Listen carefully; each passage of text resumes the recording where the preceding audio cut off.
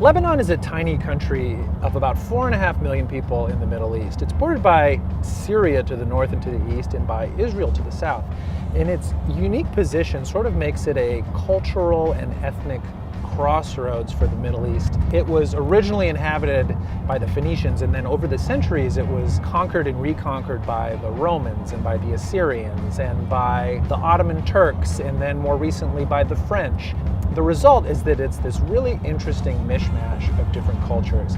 The place we're going to right now is called Saj Bakery. That's run by these two brothers, Mel and Charlie, and they serve traditional shawarmas, za'atar, and flatbread cooked on this giant oval pan that's also called a saj. We're headed there right now, and I can't wait to try some of this Lebanese food.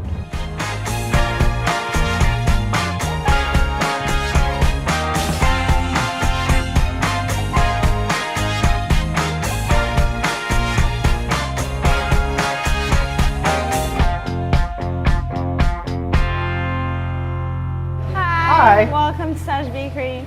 I would definitely like a shawarma sandwich with beef and chicken. Half and half? Yeah, can I do that?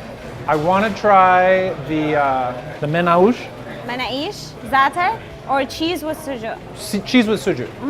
I would also like the saj bread. Saj bread. Can I have that with cheese and You za'atar? can have it with cheese and za'atar. You think I should have, or anything else you recommend?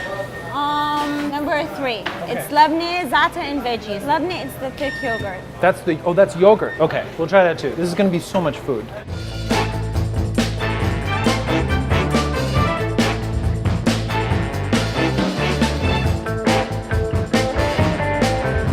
Tell me the story about the mural on the wall.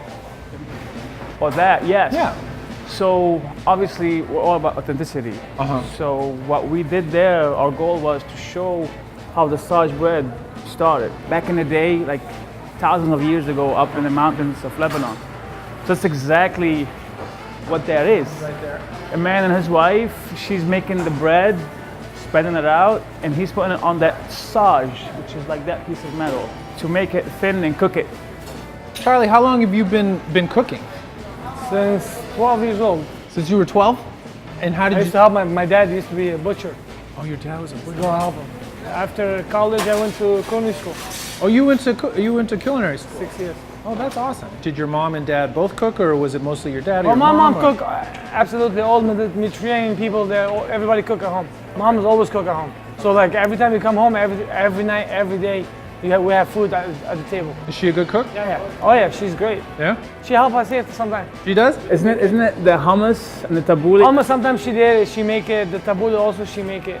And do you feel? I mean, have you noticed that there's a response from the Lebanese community that this is something? Oh yeah, most of the customers feel like like they feel in Lebanon when they come here.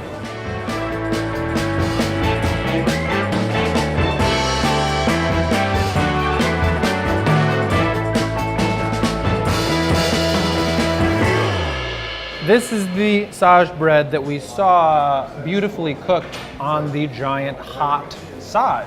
And then inside we have the za'atar, which is a spice mixture that's primarily thyme.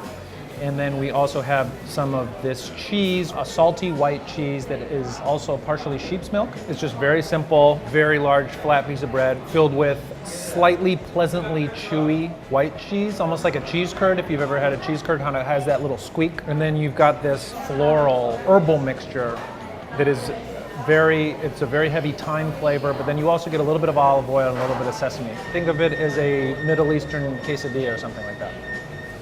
We have the shawarma. So now the shawarma, as you saw, is essentially layered meat on a spit.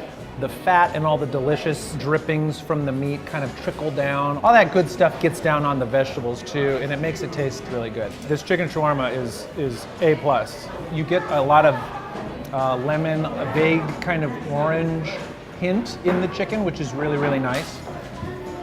And then the pickles offset that fatty chicken, and then the yogurt kind of seeps through the whole thing and kind of mixes it. It kind of brings it all together. It kind of holds all of the different ingredients and flavors together. And then you have this nice lavash-like flatbread, very soft, very pliant, but kind of swaddling all the ingredients together like a little baby that I then put in my mouth. and bite its head off. I heard a couple of words being bandied about, menaush and menaish, and I learned that menaish is plural, more than one menaush, which is singular. So here I have, and I am about to enjoy my menaush. And this is with the cheese, the white cheese, that is mixed with a sheep milk cheese and also sujuk, which is a cured spiced Middle Eastern sausage. I don't know if it's specifically Lebanese. This looks like a pepperoni pizza. Let's not fool ourselves as to what this looks like. I'm sure it tastes different though. The white cheese, it's very salty. It's saltier than your normal cheese than you might expect. And then on top of it is the sujuk. The spices remind me a little bit of the shawarma spices. All in all, it makes a pretty damn good Lebanese pizza.